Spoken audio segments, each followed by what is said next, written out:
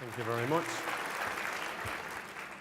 I feel like I'm going to draw on a lot of Helen's presentation that she's just done, because a lot of what I'm going to do is about choice and about normalising that birth experience for mums.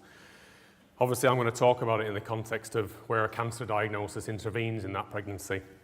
And I don't know, for many of you, just as a show of hands, how many of you have ever worked and supported a mum who's been diagnosed with any form of cancer, either pre or postnatally? All right, so there's a few. You'll know, those of you who have been involved with with a mum in this situation, you'll have a fair idea of the contrasts that are involved here. We jump from absolute joy to absolute devastation in the blink of an eye when mum gets that diagnosis, and all the uncertainty that's going to come with that. But I think the more we've gone on in terms of the charity, and as we've started to open up this subject to people and talking about it at opportunities like today, what it's become really apparent is that we overcomplicate a possibly simple situation for some of these mums, and we oversimplify when they should be given loads of choice and the options should be open to them. And I'm going to draw and delve into some of that now. But just for a bit of background, for those of you who haven't heard about us or come across us in practice, Mummy Star, as was touched on, it was set up 5 years ago now. In memory of my wife. She'd been diagnosed with cancer when she was pregnant with our second child, but she sadly passed away 10 weeks after he was born. And what the whole experience highlighted for us as a family is that there was this significant gap in support around cancer intervening during a pregnancy. But also what we drew on is the positive experiences that we had. Her care was exemplary all the way through. From when she was first diagnosed, the choices she was given, how her midwife intervened, the options that we had on a day-to-day basis, right through to the birth itself. We were still given options about what kind of birth we were preferring to have, and to beyond the postnatal care that she had, how little boy was looked after, and the subsequent palliative care that she received. But what it all did was opened up a gap, and that why wasn't there a specific type of support in the UK around cancer and pregnancy, and how do families cope in this situation? So that's how Mummy Star came to be. It was initially just going to be a UK charity. We've since expanded. We cover the whole of the UK and Ireland now, and we're also a member of the International Network for Cancer and Pregnancy Studies, which is based in Belgium. We've just clicked over our 5th year, so we're year 6 now.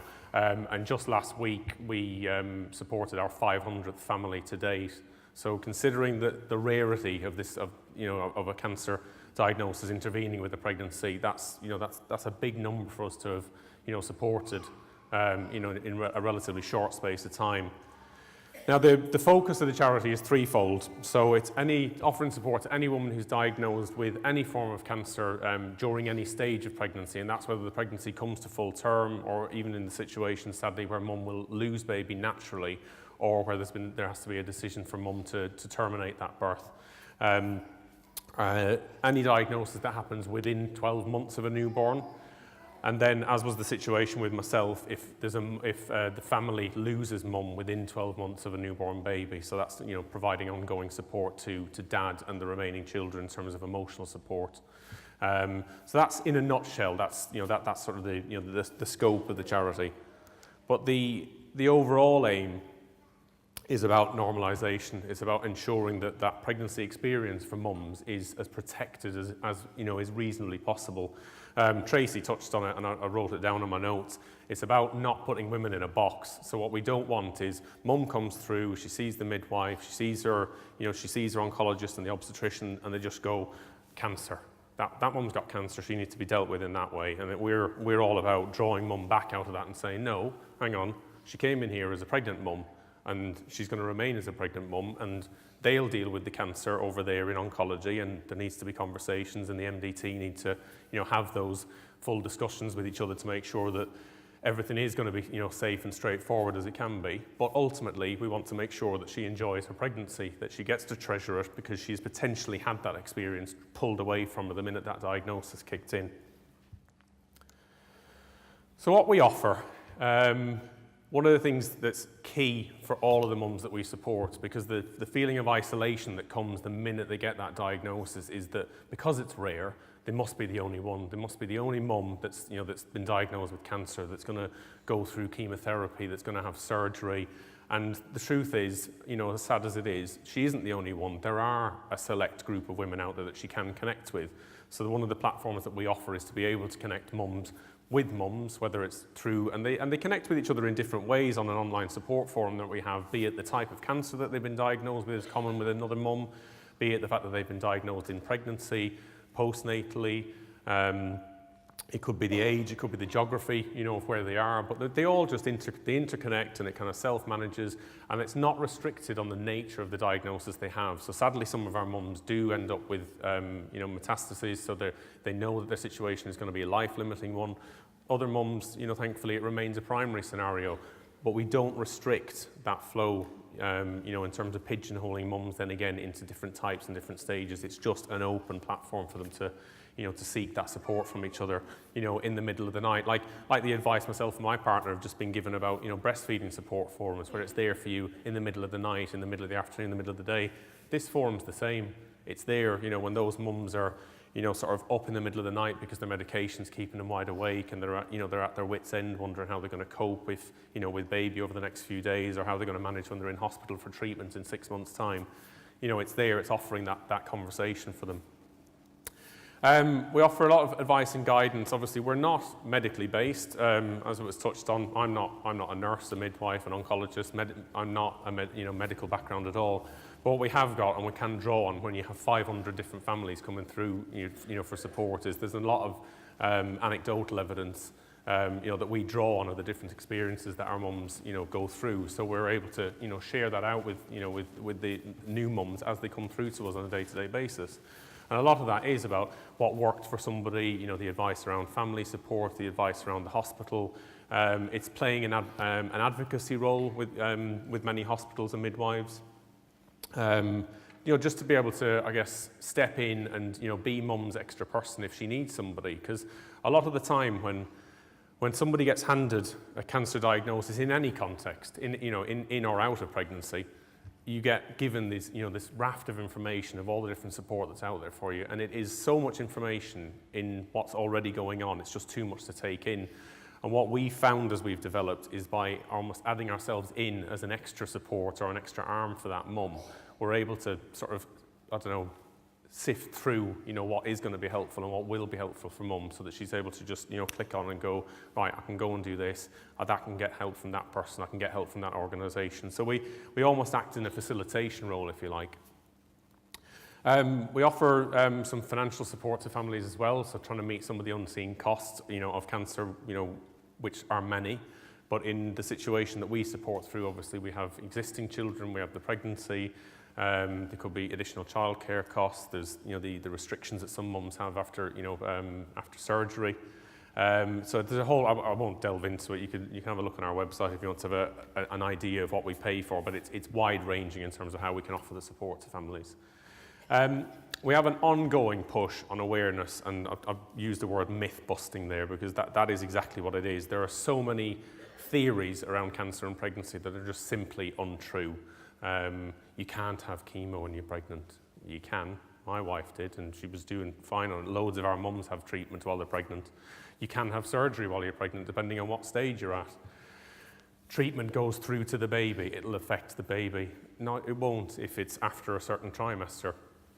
So there's an awful lot of work we do around trying to clarify the information that is out there and trying to remove some of the myths, but also trying to raise an additional level of awareness, not just on how you should check yourself regularly, but how certain cancers can be hidden potentially by an advancing pregnancy, how the body changes, where some of those cancers could normally be detected that might otherwise just be seen as part of pregnancy, breast changes, women that have light vaginal bleeds during pregnancy, they're not, most of the time they're not, but what we're trying to encourage is just always check, always be prepared to consider that could be something else that needs investigating. I touched on it on the opening slide as well, that there is this ongoing support in terms of bereavement for the surviving partner if mum does, sadly pass away. That's something that I've sort of been connected to as a dad, ongoing with my children after I lost Maya, and that was about sort of connecting dads, again, nationwide, closed forums, but being able to sort of share that experience of in a male-only context was quite important with that as well, because there was an awful lot of, I think, societal presumptions around men and how they will cope and will they deal with things in bereavement. It's part of a much bigger conversation about, men's, fathers' mental health, but it's something we do, and in the past we've helped organise like a week, I want to say a retreat, but it wasn't really, it was a weekend away for dads with their kids basically, but the common factor was they'd all suffered bereavement, but for many of those children it was the first time they'd ever met another child who'd actually lost mum, so they suddenly, for that child, that isolation started to get lifted all of a sudden. How do we do it is, we don't do it on our own. That's the key message. It's with you guys on a day-to-day basis. Every week we speak to midwives, we speak to obstetricians sometimes, we speak to health visitors. We're there to support you, help support mum as an addition, we're as an additional arm, if you like. We're not experts in it. We're not, like I said, midwives. We don't know, the ins and outs of midwifery. We are learning all along. But what we can do is offer you something additional to be able to support that mum. And it's really, in terms of some of the examples that I can give, it's really good that Tracy's here, because I'm going to name a few examples from her hospital, especially when we saw one of our trustees and one of our ambassadors on her slide as well earlier on. But, like I said, cancer in pregnancy is rare, but it does happen, and it's going to increasingly happen, I think, because of a raised awareness, probably because of women, when women are leaving it slightly later in life to start to have children, they're also going to naturally fall into the brackets of some higher risk, cancers as well. So you will see a raise over time.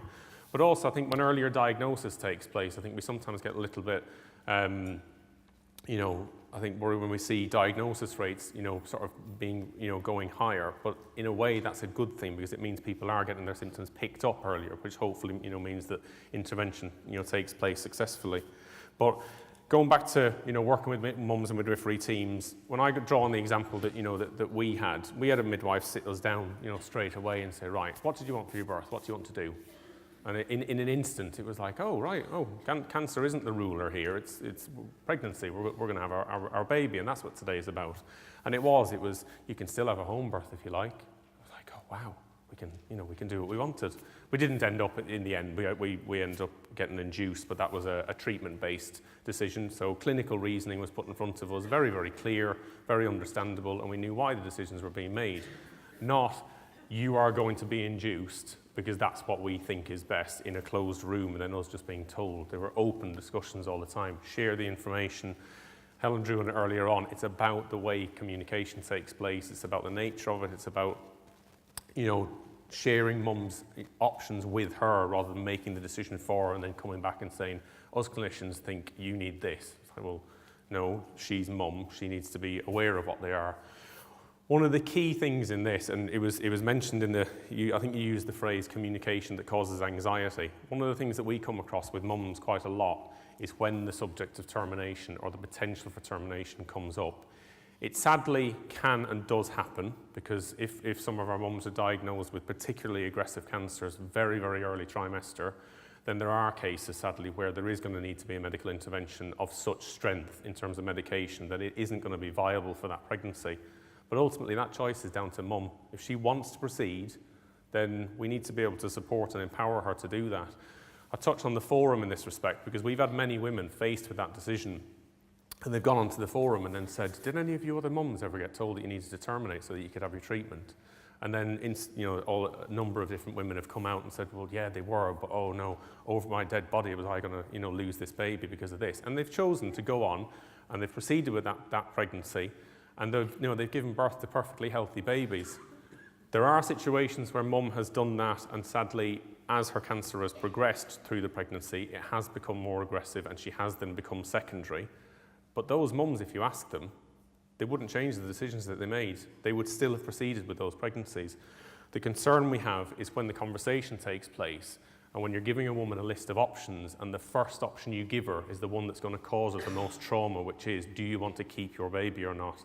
And what we're trying to encourage is a more thoughtful use of wording around that, so that almost becomes the final option that she's given, so that when the thing that she has in her mind first is, so I can have treatment and I can proceed with my pregnancy and I can have, this choice, and I could have, I don't know, donor breast milk because I can't, breastfeed after, rather than, sort of giving her something that's going to shut her down straight away. And it does happen. We've had the conversations with women, but equally we've had them come back because we've given them that sort of information and almost empowered them. Even, I think 2 months ago, we had a mum, come back to us and said, if it wasn't for you ladies on the forum, I wouldn't be holding my baby boy now. And the feeling that gives us, as a small team, but also as those mums on that forum of like, they've helped deliver that baby essentially, because, they've given mum, give mum that choice.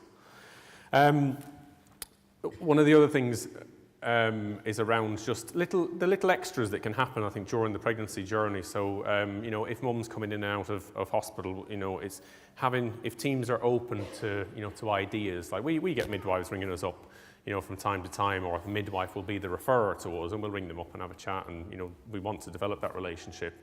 But it's great when we can develop it with other members of the team that are going to care for us. So like the obstetrician at Warrington that I spoke to a few months ago, we had a mum come in, she'd been diagnosed with breast cancer.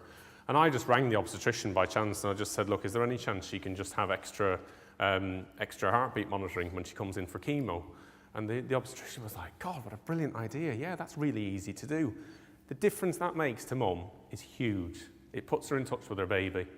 It puts her in touch on a day that's otherwise going to be overshadowed by, dreaded chemotherapy. It's going to make me feel sick as a dog. But no, that day becomes about, listening to baby and feeling in touch, and mum and dad having that time again. And yes, the medication is still going to have to take place that day, but there's simple things. I think your example, Freya, talked about, things that didn't cost. We're not talking about things that cost thousands and thousands of pounds. We're talking about little interventions, but can make a huge difference to mum, and most importantly, give mum control back when she's had it pulled away from her. Another key one of these, and I know this is a bit of a lottery, donor breast milk is a big thing for us in terms of our mums and giving choices. I had it for our little boy, and we've managed to support a number of midwives go through the trust and be able to obtain donor breast milk for some of their mums.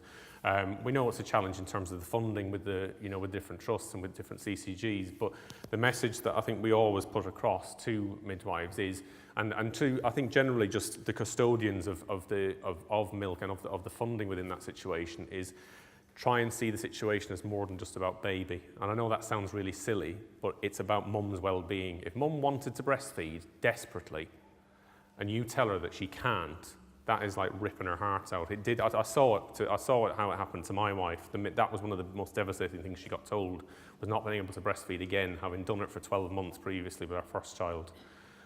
When that midwife suddenly said, oh, have you ever heard about donor breast milk? It was like somebody suddenly handed the whole thing back to us, and it was like, what's donor breast milk? What's this?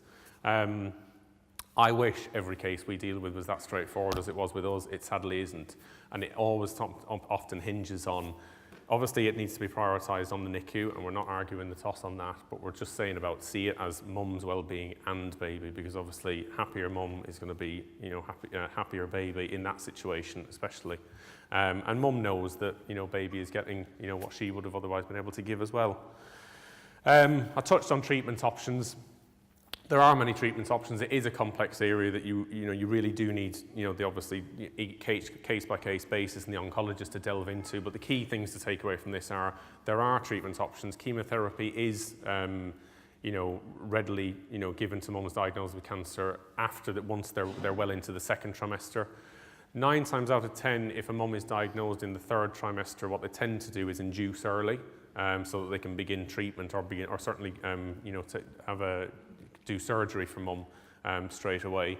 1st trimester is where we get into that more complex area of how aggressive is the cancer, what is the likelihood of growth if mum doesn't begin treatment within the next few weeks. But like I said, there are options for mum, and that's what we want to be taken away, rather than this shutdown of, oh, you can't have treatment if you're pregnant.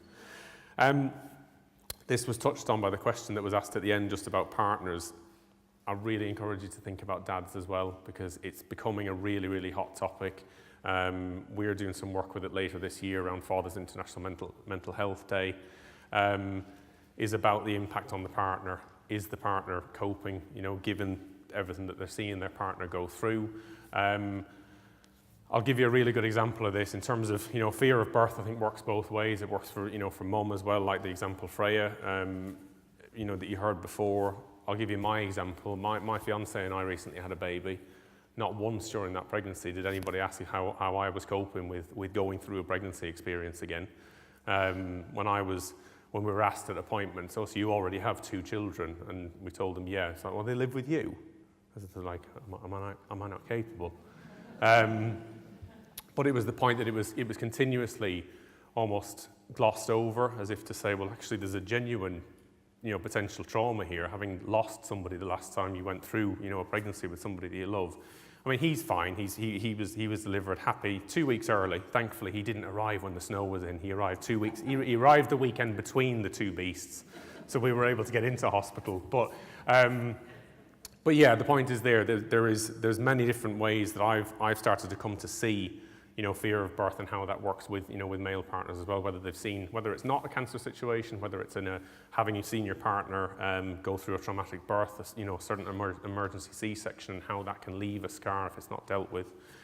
So please have a think about the dads. I know your time slots with your appointments are really confined, but it's just a quick glance just to say, how are you doing? Are you coping okay?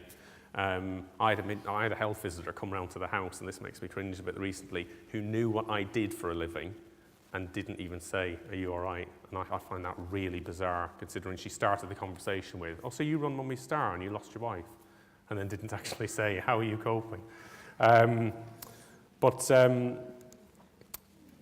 We do, in the midst of all of this, we have happy outcomes, okay? Let's not get shy away from that. And even the mums who sadly are in a secondary cancer scenario, like I touched on, they wouldn't change the decisions that they made. And we, my colleague Tracy's here, we are really fortunate. We get to share the joy of these mums. We get to see these babies, arrive. We have the privilege of, getting invited into these mums' homes to do home visits. We get to meet the children, the families.